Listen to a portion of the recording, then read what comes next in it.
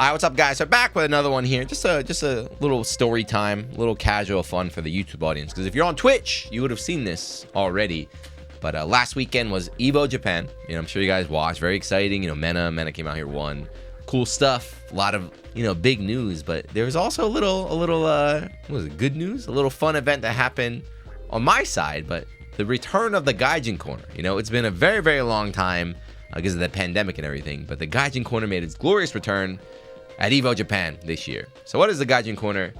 You might be familiar if you've been following Anime Illuminati for a while. You might be familiar, but yes, the Gaijin Corner is what it sounds like. It's a group of Gaijin in the corner at fighting game events. So it's something we started in about 2016 or so. 2016 is when I first got a proper streaming setup, and they had all these great fighting game events in Japan. I said, hey, how about we just go and do an English stream from there? So since then, here's just some random pictures. This is Master Cup. This is good times. We did like Master Cup every year. This is like 2018 or something. This is super fun. There's always mad fun. This was the year that the Koreans got scammed, where the Korean players' monitor went out in grand finals. Remember that? And they just ran with it. They're like, it counts. Oh man. So we were right there on the spot giving you the translation. It was super fun, right? But we did Master Cup every year in the Gaijin Corner.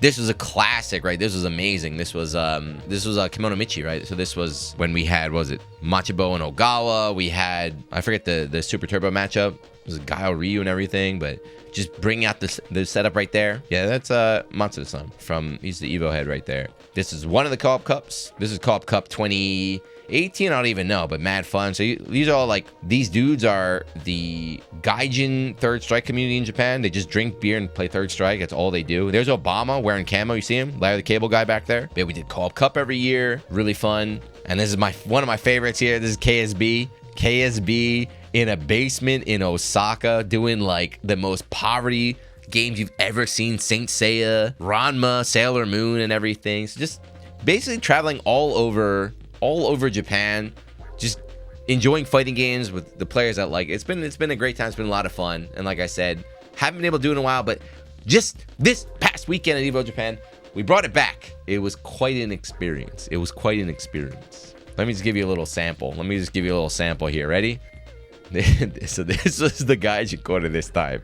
Now, what's really interesting, right? This time is normally we're just kind of tossed in the corner, right? They just throw us in the corner by ourselves, and like, we're fine with that. But this time, by the way, don't look on the left. That's not us. We're on the right. You notice the darkness here? So this time, they put us right next to the Japanese. They actually had a Japanese kind of casual watch party. Basically, what we've been doing, they kind of copy that style of like, let's have just, instead of professional esports commentary, let's have some people enjoying fighting games together. But I think they missed the memo. One of the points of the Gaijin Corner is that we're supposed to just be, stream put together with like wire and a tin can and everything, like just absolute poverty out here. The Japanese side, as you see, with the lights, the beanbag chairs, the fake grass, these guys spent an insane amount of money. And the talent they had there too, the people on the Japanese side are like celebrities, some of the biggest, most famous people in Japan. So they all definitely get paid to be there. Meanwhile, that's us on the right, as you see. They didn't give us a single light. We had no lights. We have these steel wrestling chairs, so like my back hurts and everything.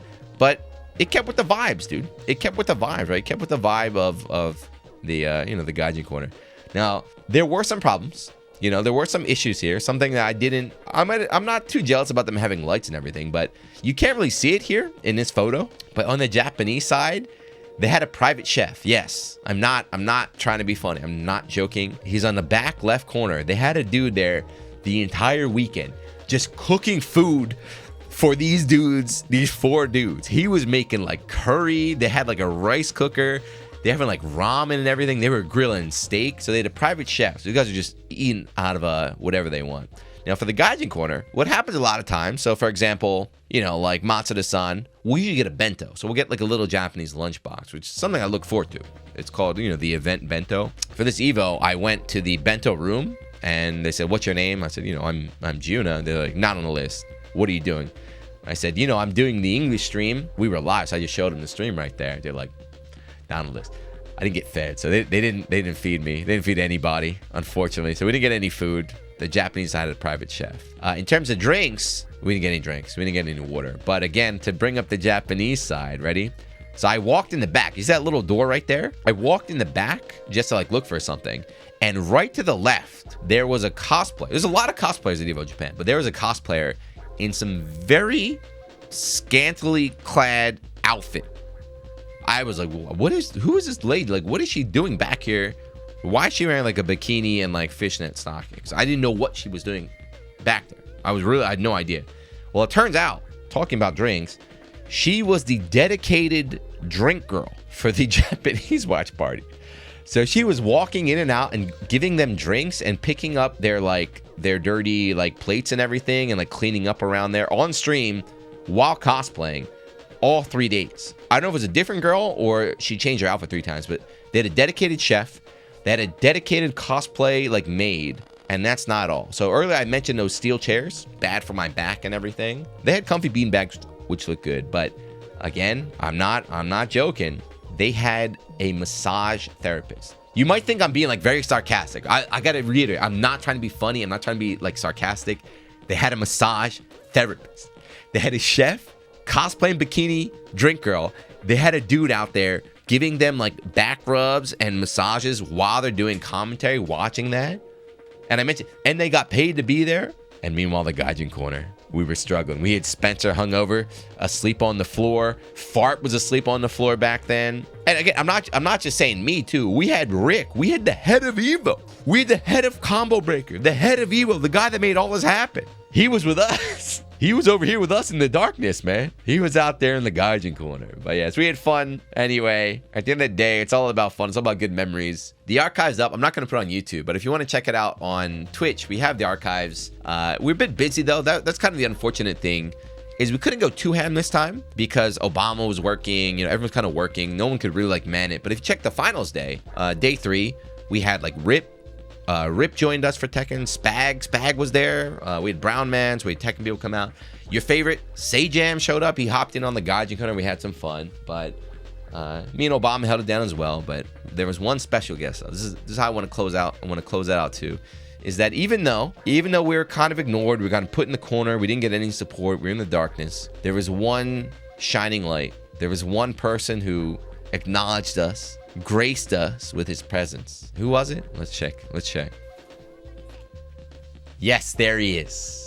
The busiest man at the show, right? The face of Evo, the most wanted man. Look, he went out of his busy schedule. He's working very, very hard. He went out of the way. He visited us multiple times throughout the weekend, showing us some love. He said, pass on back, said, guys, keep up the good work. And to close it out, look at the moves he's got. Ready? Check this out. Look, he's got the moves and everything. He's pretty good. I got to learn some from him, too. He had his handler with the check. Look, they bring up the check. Toot that ass up. There's Obama. They brought the check out here. Watch this. He turns up. They got money too. Watch this. Look at his legs, right?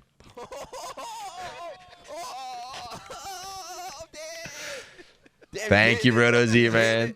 He's our shining light. He's our shining light for the weekend. He's got the moves. But yeah, Roto Z, man, came a bunch of times. Roto Z girl showed up. We had a lot of fun there. But anyway, that's it. I just wanted to share. Again, like I said, it's 3 days. We were there the whole time. If you got nothing to do, turn on the finals day on Twitch. But the whole point is video. It's not just to share the funny story from Evo and that we do this. But I want to just say there is a lot of value in on-site commentary. So I understand, you know, I'm not complaining that like, oh, how come they didn't fly everybody out? But this year and last year for Evo Japan, the English commentary was done in San Francisco. You know, you had Steve and Yipes, you know, you had Joe came out there. So, you know, like, you know, God commentators were out there. But unfortunately, they were not on site. And you can never replicate that same vibe. You know, I watched their reaction video, right? You saw hype. He was like Ringe Joe and Yipes reacting to Akuma. And like, they got super hype. But they were across the world in a studio at like 4 a.m. Imagine if they were right there when the crowd was going crazy during the Kuma trailer. Imagine that kind of energy. Imagine the kind of like the kind of stuff you see at Evo in Vegas, right? It can only be replicated by being there. So I hope as, you know, fighting games get bigger and bigger and bigger and budgets increase, there's more money, they can fly out. Even if it means the end of the Gaijin corner, we can get on-site commentary. So Capcom Cup finals are confirmed to happen in Japan? There's no way. Like, come on, you're not gonna make like Vicious and St. Colo just do that in the middle of like Ohio remotely. Like, come on now. But please let people know. Basically, that's my only message. Is on-site commentary, very, very valuable. Even if it's esports, even if it's professional. So let people know, man. Let whatever producer, whatever organizer you want to see. No, I'm not just talking about Japan. I'm talking about anywhere in the world. Like, I'm not a fan of remote commentary. It feels like something is losing or lacking, and you got to make your voices heard. We want on-site commentary. That's it. Thank you. Even if it's like this. Even if it's like this, unpaid in the corner. Anyway, let me know. Did you watch? If you're on YouTube, did you watch the Gaijin Corner? Anything funny? There's some good times. Seijim on Street Fighter is very, very fun. The Mena dominating was really, really fun. His speech we popped off. I don't know. Anyway, that's it. I just want to share that with you. I hope you enjoyed. Maybe next year I'll see you. Maybe not. I don't know. But Evo Japan was a lot of fun. I'll definitely be there one way or another. And if you didn't go, you should try and show up as well. Anyway, leave a comment. I'll see you next one. Peace.